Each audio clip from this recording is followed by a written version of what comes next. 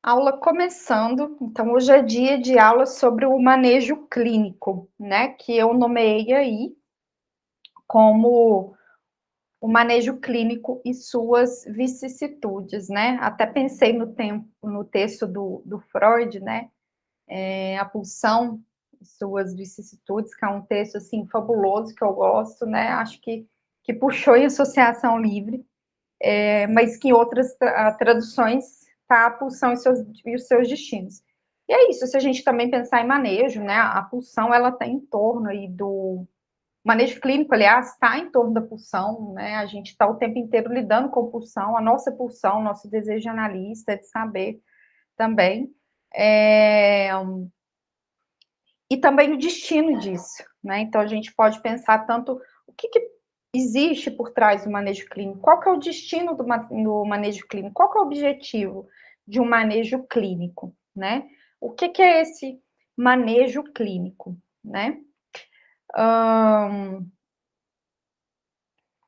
E aí, para a gente começar assim a pensar, né? Primeiro um momento assim da gente olhar para dentro, né? Como a psicanálise nos convida e nos convoca a fazer, olhar para dentro para a gente poder olhar para fora, despertar, né, para fora, para a nossa atuação, para o nosso desejo, né? Quais que são as nossas maiores dificuldades ali na hora de fazer o manejo, né? Qual que seria a dificuldade do psicanalista ao lidar com o manejo clínico, né? Ou qual que é a sua, cada um de vocês que está aqui hoje na aula, qual que é a sua maior dificuldade hoje, né? Pensa nisso, anota, né? Anota aí no seu caderno, no seu tablet, enfim, ou no seu bloco de notas, que a gente pode até pensar sobre isso, né? A gente pode conversar também sobre isso no final, né? Quais que são as suas dúvidas? Hoje aqui de imediato, o que é a primeira coisa que te vem na cabeça de dúvida, né? E eu acho que não é errado ter dúvida. A dúvida nos move. Quando a gente está certo demais sobre o caso, a gente pode ter certeza que a gente está fazendo alguma coisa errada, porque não tem como a gente ter certeza quando se trata da clínica da psicanálise. Porém, é fundamental a gente ter clareza das nossas dúvidas e, sobretudo, acho que a humildade diante daquilo que a gente vai constatar, diante daquela dúvida, a gente assumir para a gente mesmo. Eu não dou conta disso, eu não sei isso, eu estou em dúvida disso, né?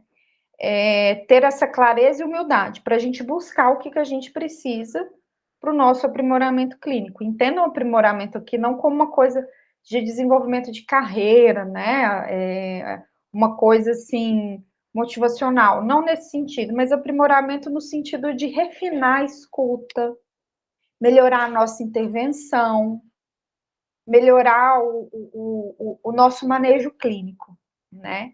Então, para cada dúvida, para cada incerteza, né? Apesar que a gente não tem que ter certeza de tudo, isso nos aponta um caminho aí para o nosso tripé. Né? Quando a gente vai tendo clareza, a gente entende para onde a gente direciona cada dúvida. O que é uma questão de análise, o que é uma questão de supervisão, o que eu preciso de ler texto, né?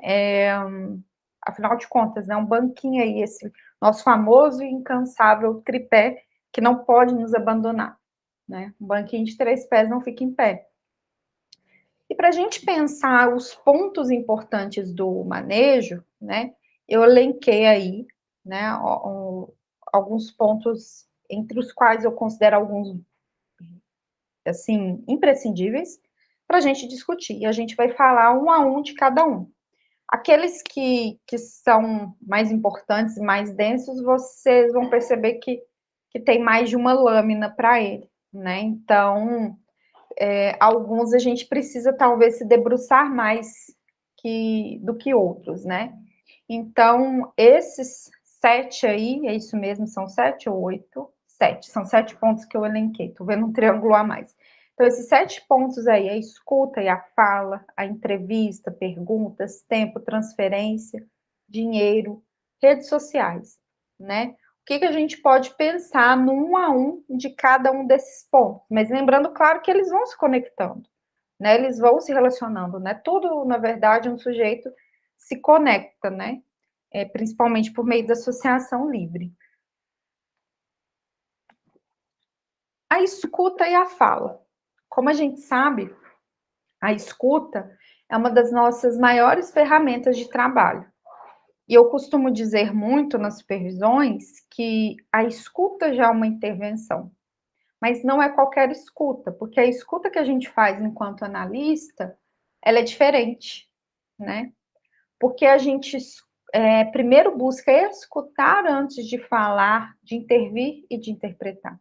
Na verdade, isso é muito importante, porque no nosso dia a dia a gente está acostumado a escutar para responder, e às vezes ter até muita pressa de responder, né, o nosso interlocutor, e ter a pressa de responder certo. E não é essa a escuta da análise, por isso que a escuta do analista também já é uma intervenção, porque ela é uma escuta ativa, ela vai em pontos que outras pessoas não prestariam atenção, porque a gente não está interessado na verdade dos fatos, né? Não é sobre fatos, é sobre a fantasia, é sobre a história, é sobre a narrativa que o paciente constrói para a vida dele. E a partir disso, então, o que a gente vai escutar? O analista, ele escuta além daquilo que o paciente diz. A gente, sabe quando a gente sai de uma sessão com aquela sensação, tem alguma coisa aqui que esse paciente não me falou? É atrás disso que a gente vai, e muitas vezes, principalmente atrás do que não é dito. A gente observa também a ambiguidade do discurso desse paciente. O paciente que às vezes fala uma coisa no começo da sessão e no final está falando outra sobre o mesmo ponto. Um paciente que começa falando uma coisa e depois ele fala, mas, né, toda vez que tiver um mas, um porém, né, a gente precisa ficar atento, que pode indicar uma ambiguidade, um duplo sentido, uma dúvida, né? Um paciente que numa sessão fala uma coisa e na outra já constrói aquilo diferente, né? Por causa desse trabalho mesmo de ir associando, né? As entrelinhas, né? Aquele ato falho, aquele lapso, aquela pausa, o paciente começa a falar uma coisa e fala outra. É um momento muito importante para a gente não se preocupar com a continuidade de um discurso objetivo e certinho, mas um momento para a gente falar, opa, volta nisso aqui, né? O paciente começa falando muito, assim, isso é muito comum, assim, né? O paciente no começo da sessão chega para a gente falar, nossa, eu estou tão cansada, mas hoje eu não quero falar disso não. E aí já tenta emendar em outro assunto. Mas por que então ele falou, ele começou a sessão de análise, né, um espaço aí todo específico, e com o tempo ele vai entendendo mais sobre o que é esse espaço, né? Por que ele começou da sessão falando que estava cansado se ele não queria falar daquilo, né? A gente pode interromper, né? Ah, mas como assim cansado? O que te deixa cansado? Né? De onde vem esse cansaço? Tentar indagá-lo sobre isso, né? E aí vão dizer, inclusive, né? Tem uma frase, uma citação, salvo me engano, do Lacan, né? Em que ele vai dizer que todo ato falho é um ato bem sucedido. Porque no ato falho há uma verdade do sujeito, há uma verdade no seu discurso, né? No ato falho, há algo do inconsciente escapando. E a psicanálise trabalha com o quê? Com o inconsciente. Mas o ato falho também, ele só é um ato falho se o paciente se dá conta disso, né? Seja lá na sessão ou em outro momento da vida dele, né? Quando ele, por exemplo, ontem eu comi. Estou dando exemplos bem banais para facilitar o nosso raciocínio clínico, né? Ontem eu comi macarrão. Não, eu comi lasanha, né? Então ele se deu conta do ato falho, né? Se ele fala algo trocado ali, ele não percebe que trocou. Não percebe que trocou o nome de uma pessoa por outra, né? Então a gente não vai entender que aquilo é um ato falho, né? O paciente tem que se dar conta. Um ponto muito importante também da escuta e da fala, né? Uma atuação clínica que permita uma associação livre, mas eu coloco aí esse relativamente livre porque é livre no sentido que a gente não coloca palavras na boca do paciente, a gente não fica falando para ele o que falar, embora muitos pacientes cheguem para a gente falando, me pergunta alguma coisa, né, me fala alguma coisa para a gente falar aqui, né? A gente não vai ficar elencando, dando temas para o paciente falar, né? Dentro de um modo de fazer psicanalítico, né? Porém, essas associações e conexões que o paciente vai criando e vai falando, elas não são à toa. Tem motivo porque às vezes ele fala sempre da figura do esposo depois de falar do pai, né? Ou porque ele fala de um assunto familiar e sempre muda para outro assunto toda vez que troca, e ele acaba trocando de assunto, né? Porque ele toca no assunto familiar, né? Porque tem algo ali de um saber inconsciente que no começo ele ainda não sabe, né? Então a associação ela é relativamente livre nesse sentido. Então, a gente escuta sem colocar palavras na boca do paciente, né? E sempre lembrando, ele está falando livre, mas esse modo de arranjo de palavras, de pontuação, né? Tem uma razão ali, uma razão inconsciente que é onde a gente quer ir atrás. Então, nesse sentido, a gente tem que tentar enviesar o menos possível as nossas ações, as nossas falas, as nossas intervenções no contexto clínico. Porque ali dentro do setting, quando a gente fala, quando a gente pontua, às vezes até um levantar, um mexer na cadeira, pode ser tomado para o paciente como uma verdade, pode ser tomado pelo paciente como algo ali de uma verdade absoluta, como um julgamento ou como uma intervenção, enfim, como qualquer coisa, né? Então, claro que a gente não é um robô, a gente tem movimentos ali, até que a gente faz involuntários, muitas vezes no atendimento, que tem a ver com a nossa história, a história com o nosso corpo, né? Mas a gente precisa ter cuidado com posicionamentos que possam soar mais bruscos, né? Justamente porque o, o paciente pode tomar aquilo como um ponto de verdade para ele, pode soar aí como uma intervenção. As entrevistas, né, sobretudo a gente nomeia aí as entrevistas iniciais como entrevistas preliminares, né, mas até pensando num contexto aí de sessões que a gente tenha com os pais ou com pessoas ao redor do paciente, que não necessariamente vai ser uma entrevista preliminar, mas também pode ser uma entrevista. Mas pensando pelo ouro ali da nossa clínica, que é o sujeito, né? Esse primeiro contato que você tem com o paciente. Alguns questionamentos importantes para a gente pensar. Como que esse paciente chegou? Ele veio da rede social? Ele veio da indicação? Ele veio de um trabalho, de um projeto social? Né? Porque não é proibido a gente atender pessoas do nosso trabalho, de algum vínculo nosso, né? Não é proibido. A questão é que não é recomendado, porque a gente sabe que ali na análise a gente lida com forças muito poderosas, né? Então, quando a gente atende pessoas muito próximas, ou a gente acaba perdendo o paciente ou o amigo, digamos assim, ou às vezes perde os dois, né? Então, não é proibido, mas a gente pensa, né? Como que aquela demanda chega? Até para saber como manejar, se você vai aceitar para tratamento ou não, né? Como vocês sabem, ou a maioria que deve saber, eu atendo hoje, eu estou no momento que eu estou atendendo só online, estou trabalhando só online. Né? Então, eu acredito no potencial do online, nessa possibilidade, senão eu não faria isso.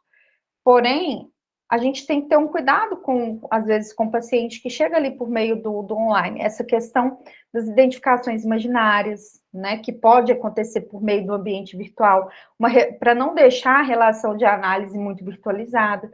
Então, pensar de onde esse paciente vem, até para a gente conduzir ali, porque o paciente, normalmente, independentemente se vem online, se ele vem presencial, de onde ele vem, ele vai depositar muitas questões imaginárias no começo do tratamento. Mas prestar atenção, né? Como que isso se constrói, de onde vem, vai ajudar a gente a manejar também. Por onde que ele entrou em contato contigo? Né? Foi por uma rede social, foi por telefone, foi por SMS, né? Há algum vínculo com este paciente ou terceiros ligados a ele, né? Qual que é o vínculo que você pode ter com aquele paciente, né? Outro dia, uma supervisionanda minha me perguntou sobre uma pessoa que pediu atendimento que faz parte de 2 círculos de trabalho dela, né? Um de trabalho, um outro pessoal, né? Mas que não é aquele contato direto, não tem uma intimidade. Mas é aquela coisa, né? Uma pessoa que você está vendo ali sempre, né? Igual a gente sempre, por exemplo, está num curso e está sempre vendo uma determinada pessoa, mas a gente não tem vínculo, né? Isso nos proíbe de atender? Na verdade, como eu falei antes, nada proíbe, né? Tem um certo distanciamento, né? Mas e se não tiver? E se algo ali daquela relação puder atrapalhar, né? Aquela relação terapêutica. Claro que tem coisas que a gente vai saber só ali no, no dia a dia mesmo, ao longo das entrevistas, né? Tem coisas que a gente só sabe fazendo, né? Mas se você já começa um tratamento, uma entrevista desconfortável, né? Eu acho que isso pode interferir negativamente no curso do trabalho, né? Então, fazer-se algumas perguntas, né? Até para saber como que vai levar aquele trabalho, se é possível para você sustentar aquele trabalho. A gente presta atenção também na marcação, né?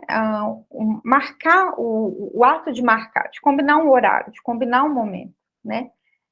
Em que o paciente pode comparecer ou não, né? O fato de marcar um atendimento, o fato do paciente vir indicado, isso não garante que ele vai continuar. Se ele for numa entrevista inicial, isso também não garante que ele vai continuar.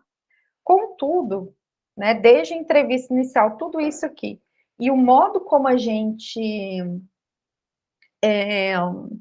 vai conduzindo isso pode interferir, sim, no engajamento do paciente, né?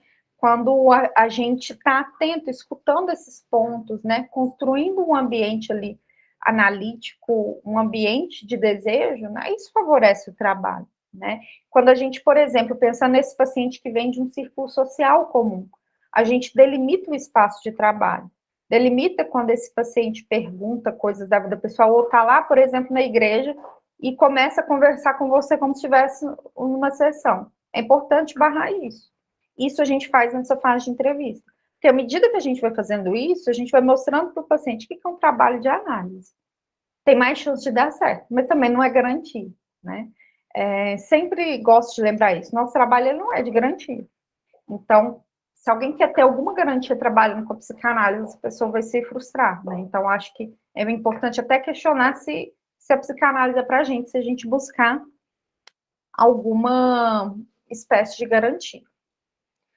E aí, alguns pontos da entrevista, né? Ou das entrevistas para a gente considerar. É um momento de acolhimento, ou seja, você acolhe o paciente, né? Você não está ali para interpretar, para mostrar verdades, para mostrar para ele onde que estão as ambiguidades dele de cara, né?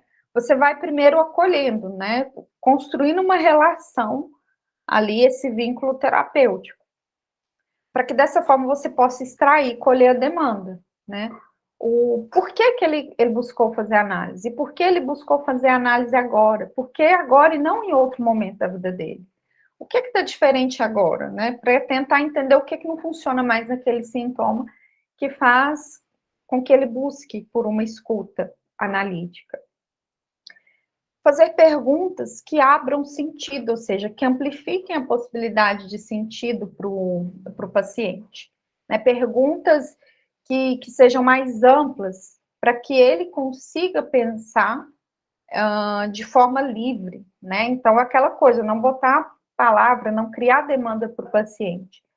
Ajudá-lo a construir, sim, uma pergunta de análise, mas não ficar colocando palavras na boca dele. Explorar nomes, datas, acontecimentos, não porque você quer saber a verdade do fato, se algo aconteceu naquele dia X ou naquele dia Y, não é nesse sentido. Mas é para você correlacionar eventos, né, ao longo da análise, né, isso muitas vezes é mais a posteriori, né, a gente não vai correlacionando tudo de cara com o paciente, né. Aquela coisa, por exemplo, de pacientes que sempre se angustiam perto do Natal. Muitas vezes, né, o Natal é um momento muito propício para ter desencontros, desarranjos familiares, né, paradoxalmente, porque é um momento de estar em família, Mas às vezes aquela família que não se vê o ano inteiro, né, vai tentar fazer mágica ali no final do ano, onde muitas vezes acontecem conflitos, né? Alguns pacientes têm isso consciente, outros não, né? Então às vezes ele fala assim, todo fim de ano eu sinto uma angústia, né? Ou então, todo fim de tarde eu sinto uma angústia no peito, né? E aí, quando a gente tenta entender por que no fim de tarde, por que nessa época do ano, o que aconteceu naquele momento, o que aconteceu naquela data, a gente vai tentar buscar, assim, os eventos que estão na base ali daquela construção sintomática, daquela angústia, né? Ou daquela inibição que o paciente possa enfrentar. A gente vai, nesse sentido, observar isso, né? Essas possíveis conexões entre falas, entre fatos, né? Entre acontecimentos. Logo assim, na primeira entrevista, a gente estabelece, assim, eu considero importante, cada um tem seu jeito de trabalhar, mas normalmente ali na primeira entrevista a gente estabelece acordos com o paciente, né? A psicanálise não vai trabalhar com contrato escrito, o nosso trabalho é por via da palavra, né? Então, sustentar e o paciente se responsabilizar pela palavra dele, mas a gente também se responsabiliza pela nossa palavra. Então, por isso que eu pensei nisso, né? Chama esse momento momento de acordos. Que acordos são esses? Frequência, pagamento, horário, faltas, né? Algumas coisas para que, ao longo do trabalho, se certas coisas acontecerem, você ter como referência aquilo que foi acordado ali no começo. Claro que algumas coisas vão se modificando, combinados podem ser refeitos, acordos podem ser refeitos, o paciente pode querer fazer um acordo novo, mas isso tem que ser colocado em palavra, tem que ser verbalizado, responsabilizado por ambas as partes. Não é aquela coisa, o paciente começa aí de 15 em 15 dias e a gente deixa por isso mesmo. Se o combinado foi o acompanhamento ser semanal, então a escuta é semanal. Se ele quer fazer de outro modo, isso precisa ser conversado. E se isso não parte do paciente, né? Por mais que a gente deixe que o paciente tome iniciativas, até iniciativa do que falar, certos tipos de coisa, como esses desacordos, né, de frequência, de pagamento, se isso não for falado pelo paciente, a gente precisa sinalizar, pelo nosso desejo de que a análise flua aconteça, né? Interrogá-lo sobre o desejo dele ali naquele momento, ali naquela análise, o que ele quer, né?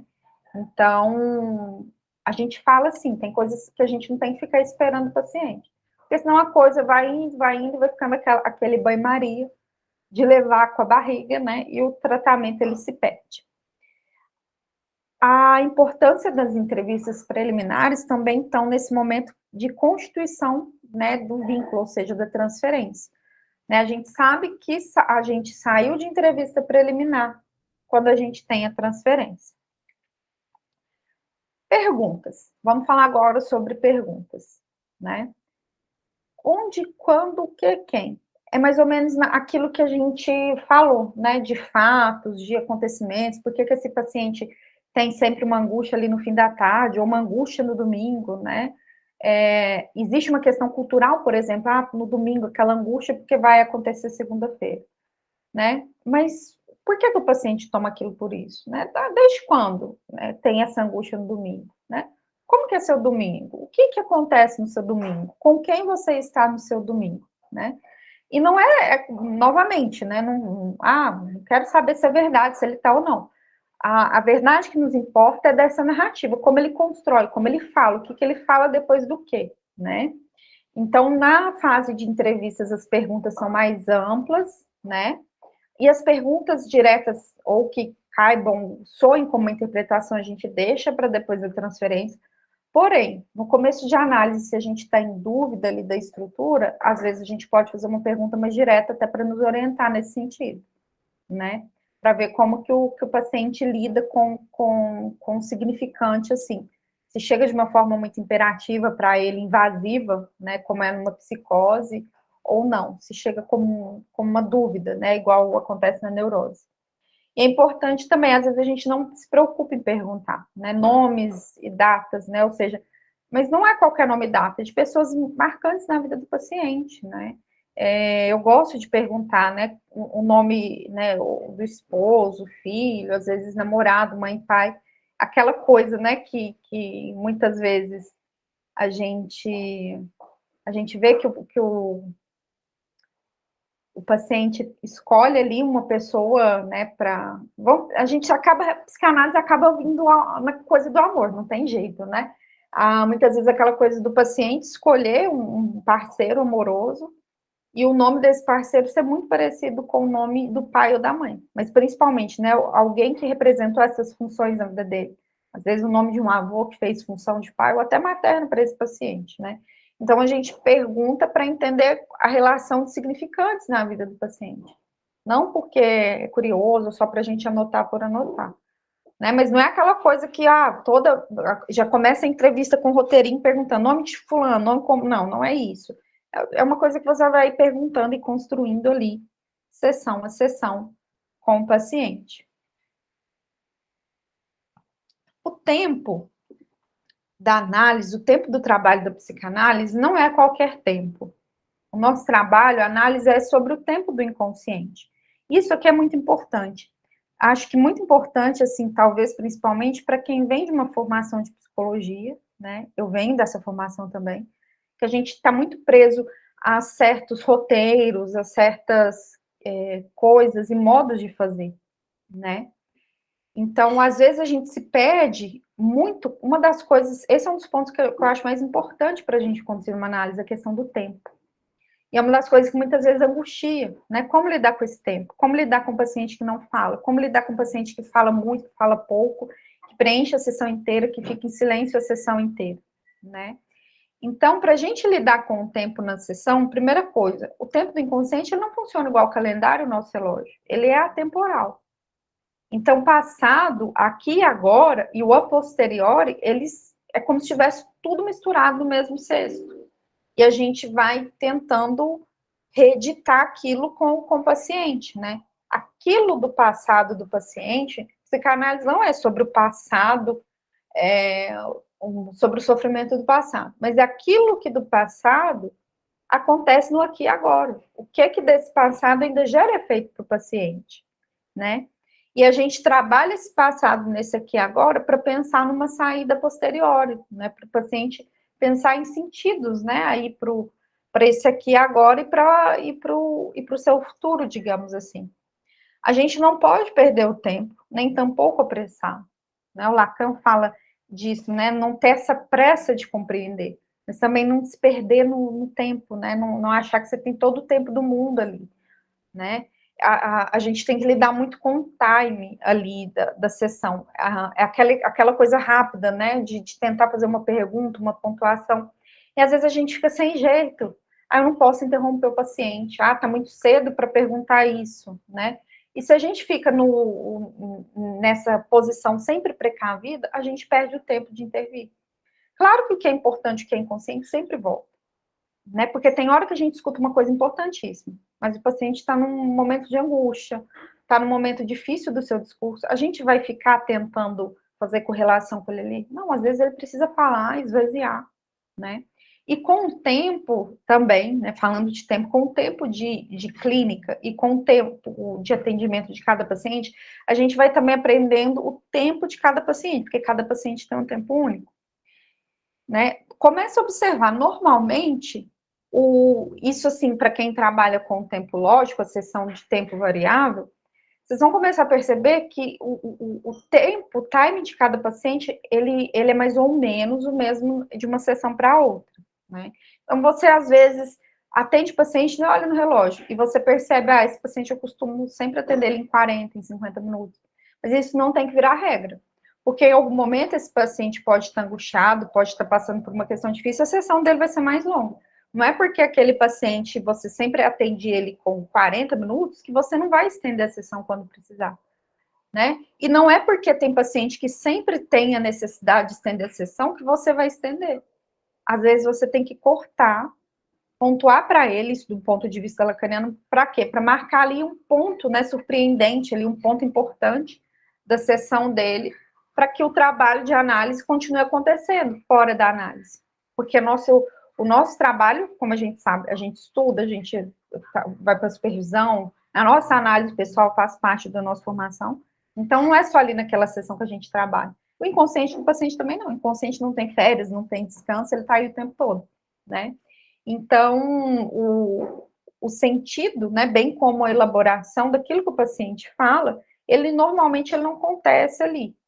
Às vezes ele tem um insight ali naquele momento, né, e isso normalmente acontece quando o paciente já está trabalhando aquela questão, assim, de repente vem, mas normalmente as coisas vão acontecendo a posteriori. Às vezes ele fala sem se dar conta daquilo que ele está falando. Ele vai se escutando aos poucos. Sabe aquele dia que parece que é mágico, que o paciente, nossa, como se fosse uma revelação ali, nossa, a coisa caiu como luva ali na sessão. Não, não caiu. Ele já foi falando daquilo, aquilo foi sendo trabalhado por ele fora da sessão, né? Que, que aconteceu de vir aquele insight ali, que não é do nada. Então, algo que parece do nada, normalmente é um sentido que veio a posteriori de um trabalho que já vem sendo feito, né? O tempo lógico, que é a seção de tempo variável, como eu sempre falo, seção variável, tempo lógico não é seção curta, é variável, né? Pode ser para mais ou para menos. É uma aposta, a gente, de encerrar a sessão ali num ponto surpreendente central, né? Por que que é uma aposta? Como que eu sei, eu tenho certeza que isso que o paciente falou é o de mais surpreendente que ele possa ter falado na sessão. Se eu continuasse, será que ia vir algo mais surpreendente? Não, a gente não sabe. Mas quando o paciente insiste muito no mesmo ponto, quando ele fala, às vezes, pela primeira vez do desejo, de sustentar o desejo, quando ele está repetindo, dando a volta ali num ponto de gozo, a gente corta. Quando o paciente fala a mesma coisa o seu inteiro, a gente corta, a gente interrompe. Para quê? Quando a gente interrompe, aquilo de uma certa forma, né, chama, convoca a atenção do paciente para escutar o que, que tem ali. Né? Por que encerrou aqui? Os pacientes às vezes começam a se perguntar, mas por que tá encerrando aqui? Né? Alguns até se queixam, mas não deu uma hora ainda. Se o paciente queixar isso, né, tenha coragem de sustentar. Não deu uma hora, mas você falou que você precisava hoje. Ou então você pode também falar assim, o que mais você quer falar? Tem algo importante, enfim. Algumas vezes o paciente começa a ter associações depois do corte, a gente continua mais um pouco com ele, né? Então, o corte também não precisa ser absoluto. Às vezes ele vai ser uma pausa para ter um corte ali, entre aspas, definitivo daquela sessão. E a transferência é um dos pontos também que eu considero um dos mais importantes para a gente trabalhar, né, na análise ali com o paciente, porque, como o Freud falou, é a condição indispensável para a análise. Sem transferência não tem análise, né? Seja na psicose, na neurose, cada uma tem a questão transferencial a seu modo, né? Sem transferência não acontece, né? Porque a partir da transferência que o paciente vai suportar muita coisa. Que ele vai também ter coragem, ter a disposição para falar certas coisas para o analista. A transferência, a gente pode pensar nela como esse movimento de supor, né, de deslocar algo de si, né, do paciente deslocar algo dele para a pessoa do analista. Eu coloquei entre aspas, porque não é a pessoa aqui, não é a pessoa da Daniele, da Renata, da Iraci, da Juliana, ou de qualquer um de vocês. Né? Não é essa pessoa que é casada ou solteira, que é evangélica, que é espírita, que é católica, não é essa pessoa. É para a pessoa do analista enquanto função, enquanto a gente ocupa aquele lugar de escuta clínica, né? Então, pouco interessa se o seu paciente, né, do ponto de vista teórico, né, porque claro que vai ter a questão de estilo, mas pouco interessa se o seu paciente tem uma opção política e você outra, se você tem uma religião e seu paciente não tem, ou vice-versa. Se você é casado, isso não te impede de atender pessoas solteiras e vice-versa, né? Embora algumas pessoas, por exemplo, mulheres queiram ser atendidas por mulheres, homens por homens, ok, né? Então, né, se tem alguma questão ali identificatória inicial, a gente acolhe. Mas não é por causa de algo da nossa pessoa, né? É algo enquanto função, né? Então, isso é importante marcar por quê? Para a gente não deixar o nosso ego falar mais alto, achar que a gente é a coisa mais importante na vida do paciente. Não, a coisa mais importante dele talvez seja o desejo dele, seja o que ele faz com o desejo dele, né? Não é a gente. Ou seja, não é algo pessoal, a transferência não é um vínculo pessoal, né? É algo passível de ser direcionado para o analista enquanto essa posição ética do ponto de vista do inconsciente, né? Então, não é uma amizade, não é uma relação ali de igual para igual, né? Não quer dizer que um está em cima e o outro embaixo, não é isso, mas são posições diferentes, né? Então, o paciente às vezes acredita que porque te conta segredo, você tem conta para ele. Não, não tem. Porque a partir do momento que tem essa intimidade pessoal, muita coisa se perde, muita coisa deixa de ter efeito de análise, né? Por isso que muitas vezes o vínculo pessoal atrapalha e pode impedir um atendimento. Portanto, claro, ela vai envolver os sentimentos que o analisante deposita no analista, mas não é só isso, né? Tá para além disso. Não é só o que o paciente sente. Seria muito reducionista. Uma coisa super importante considerar na transferência também, que a gente aprende com Lacan, mas ele tira do Freud, é o suposto saber, né? O suposto saber é aquele lugar de saber no qual o paciente nos coloca, de supor que a gente sabe algo sobre ele, sobre a verdade do sintoma dele, que a gente sabe até mais do que ele, né? E quando, na verdade, né, não, nem a gente, nem ele, enquanto eu, é que sabe, a verdade está lá no inconsciente. E ela é fundamental para quê? Para despertar a transferência. Claro que isso não garante nada, né? Nem a transferência vai garantir que a análise continue, mas ela é fundamental para que a análise se estabeleça, né? Então, esse movimento de supor algo, né? A transferência vai nascendo desse movimento que o paciente vai fazendo, né? Uma coisa que acompanha a transferência, que está sempre lado a lado, é a resistência. E a resistência, segundo Lacan nos diz, é tudo aquilo que se opõe ao trabalho de análise, né? Então, ela pode estar do lado do analisante, mas ela também pode estar do lado do analista. É aquela coisa, por exemplo, o paciente começa de 15 em 15 dias, marca, desmarca, né? Isso é uma resistência. E vai ser uma resistência do analista também se a gente não fizer nada com isso. Não marcar para o paciente a importância dele trabalhar, dele estar ali em análise, né? A transferência tem um aspecto positivo, que engloba, né, o amor de transferência, o amor ao saber, ou seja, o amor que o paciente tem em tentar descobrir algo, uma verdade sobre si, em saber mais sobre o seu inconsciente. Que ele desloca inicialmente lá para o analista, né? O analista sabe sobre mim, né? Aqueles apaixonamentos que pode ter, achar que tem um amor ali por aquela pessoa, né? Na grande maioria das vezes, eu não gosto de colocar nada como absoluto em psicanálise, mas na grande maioria das vezes, né, não é o amor enquanto erótico, enquanto no sentido que a gente sente por outros, né? Embora tenha o amor, ele se liga diretamente com Eros, inclusive isso que a gente faz para a figura do analista, né? Mas esse amor de supor esse conhecimento, esse saber. Né? Então a gente vai marcando também para o paciente, limitando. Às vezes o paciente manda mensagem tarde da noite, né? A gente não responde. Algum dia a gente talvez trabalhe aquilo na sessão. Outro aspecto da transferência é a transferência negativa, que vai dizer de todos os aspectos OX que o paciente ele vai colocar na gente, né? Então, quando ele desloca um sentimento de raiva que ele sente por outra pessoa para o analista, quando ele fica com raiva de uma intervenção, de uma fala do analista, né? E o que está do lado do analista, então? A contra-transferência. Isso aqui também interfere demais, né? Se tiver transferência, mas a gente não lidar bem com essa contra-transferência, a gente põe a análise água ralo abaixo, né? Então, a gente tem que estar atento àquilo que o analisante, né, em nós desperta, para a gente saber lidar com isso. Então, se o paciente, toda vez que o paciente fala da mãe dele, a gente se incomoda com aquilo, e isso tem alguma coisa a ver com a nossa mãe, a gente trabalha isso em análise, né? Não dá para eu ficar comparecendo como sujeito ali, deixar meu sujeito a todo momento, né?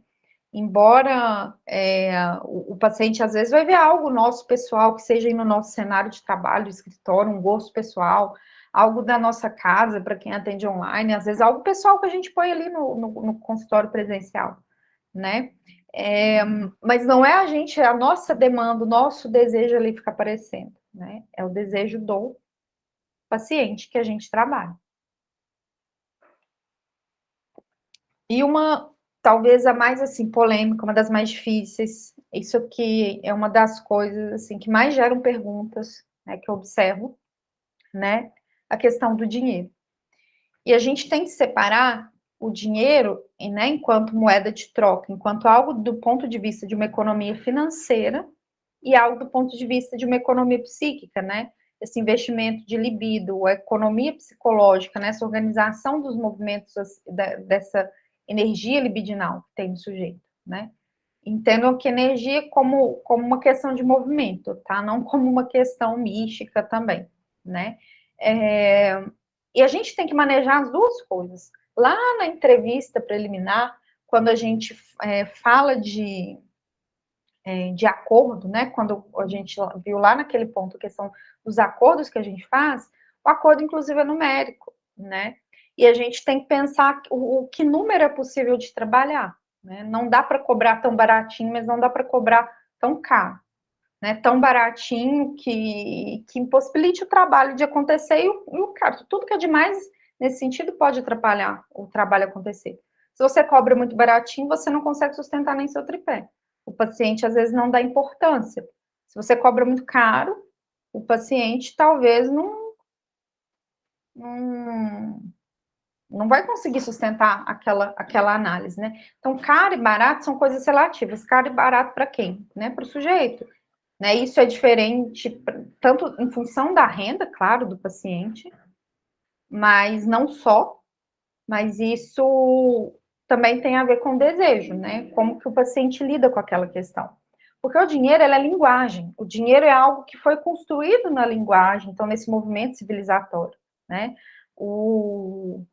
Antigamente, se a gente pensar lá na questão, né, primitiva, né, os primeiros homens, né, não tinha essa troca de moeda, né? Era a caça, a agricultura. Isso foi sendo colocado pouco a pouco com o movimento de civilização e o crescimento da humanidade.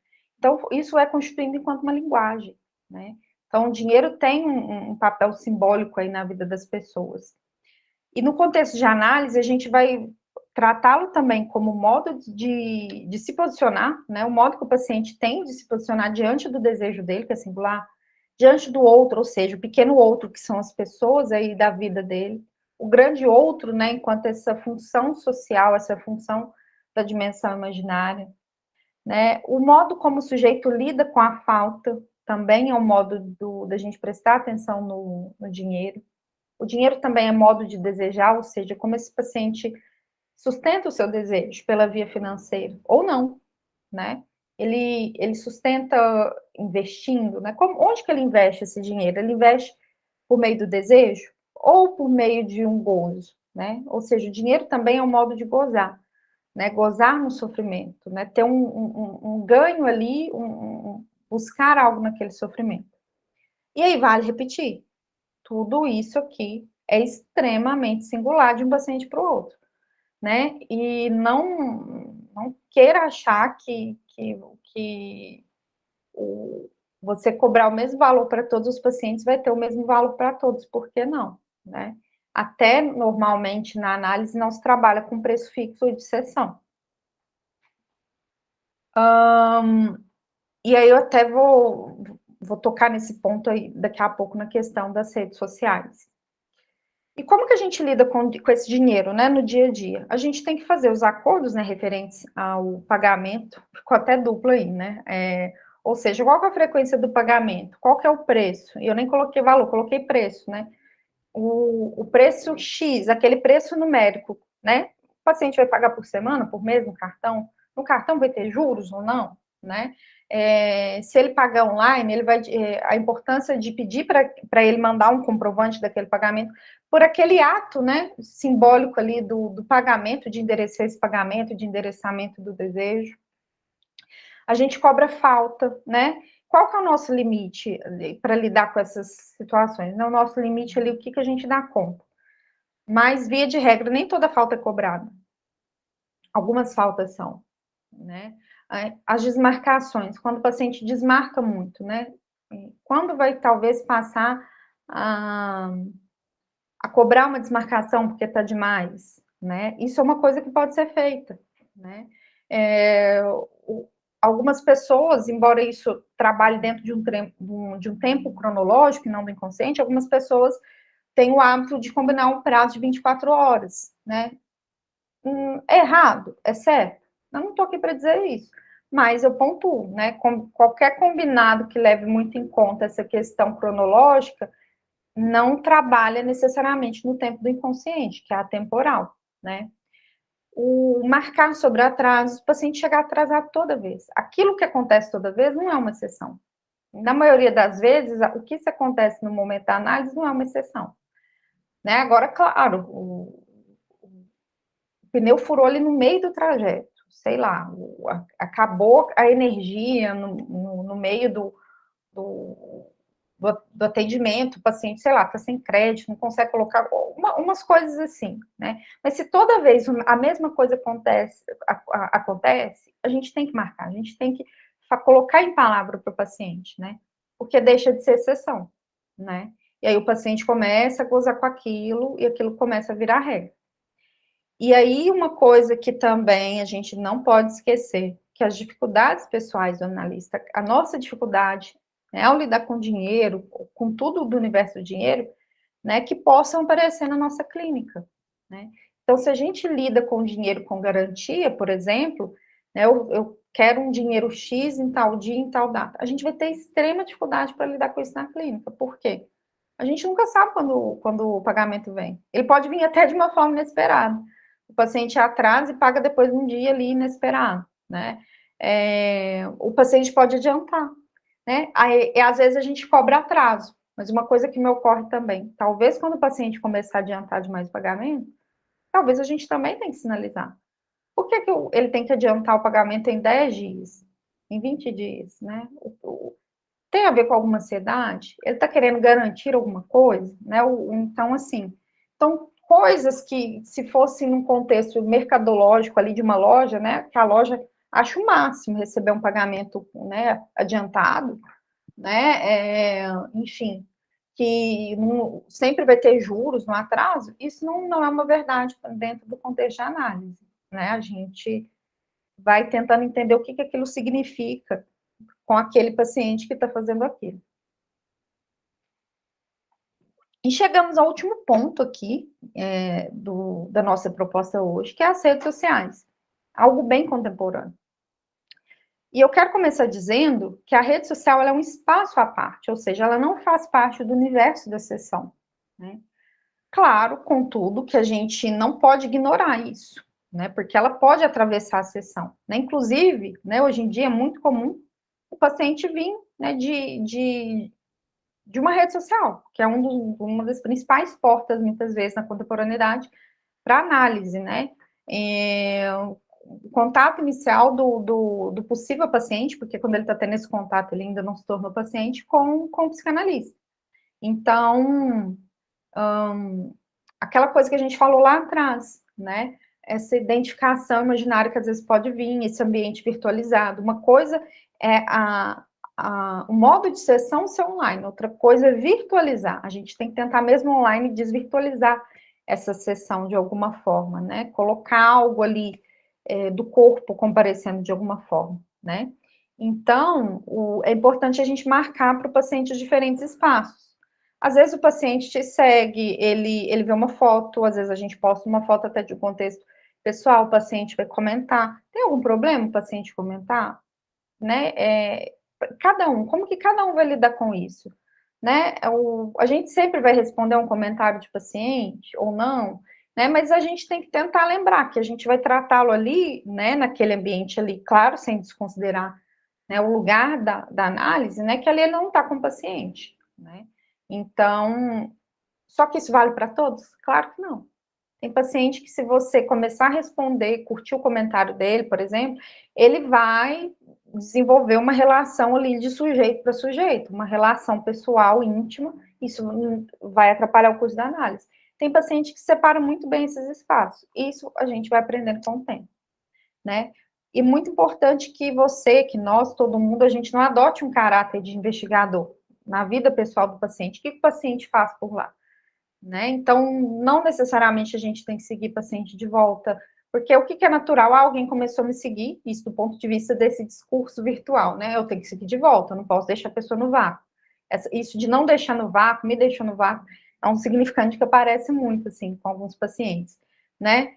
E a gente não tem essa obrigação de seguir o paciente. Se ele se sentir no vácuo incomodado, se isso for uma questão para ele, ele tem que colocar aquilo em sessão. Não é você criar a demanda para ele, não imaginar, vou fazer ou deixar de fazer, enfim, por causa disso, né? Então, isso você vai descobrindo também com aquilo que você se sente confortável, né? E acho que até para o paciente dar conta de separar e suportar, a gente primeiro precisa saber o que a gente consegue suportar e lidar. Né? E também não é obrigação de ninguém aqui ter rede social.